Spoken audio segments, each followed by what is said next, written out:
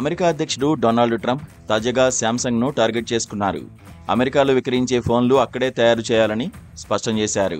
విదేశాల్లో తయారైన ఫోన్లపై 25% సుంకం తప్పదని తేల్చి చెప్పారు. వైట్ హౌస్లో జరిగిన పత్రికా సమావేశంలో ఈ విషయాన్ని మరోసారి పేర్కొన్నారు. అమెరికాలో ఫోన్లు విక్రయించే సంస్థలన్నిటికీ ఈ సుంకం వర్తిస్తుందని స్పష్టం చేశారు. ఇది న్యాయం. శాంసంగ్ కానీ మరే సంస్థ అయినా కానీ ఇక్కడ తయారీ యూనిట్లు నిర్మిస్తే టారిఫ్లు ఉండవని అన్నారు. ఇక భారత్లో ఐఫోన్ల తయారీ వైపు మొగ్గు చూపుతున్న యాపిల్పై కూడా ట్రంప్ ఒత్తిడి పెంచుతున్నారు. ఈ విషయాన్ని యాపిల్ సీఈఓ టిమ్ కుక్కు ఎప్పుడో చెప్పా.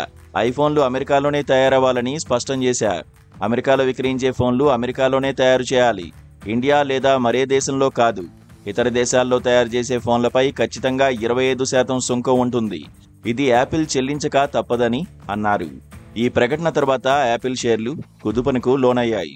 2.6% మేర షేర్ల విలువ తగ్గడంతో కంపెనీ మార్కెట్ విలువలో ఏకంగా $70 బిలియన్ తుడిచిపెట్టుకుపోయింది.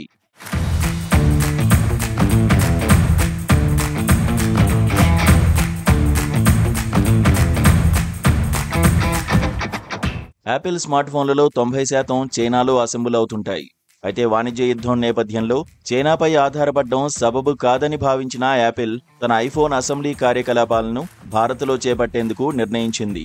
ఇటీవల జరిగిన మీటింగ్లో సంస్థ సీఈఓ టిమ్ కుక్ ఈ విషయాన్ని పేర్కొన్నారు. ట్రంప్ తాజా నిర్ణయాల నేపథ్యంలో యాపిల్ స్పీడ్కు బ్రేకులు పడతాయా అన్న ఉత్కంఠ నెలకొంది.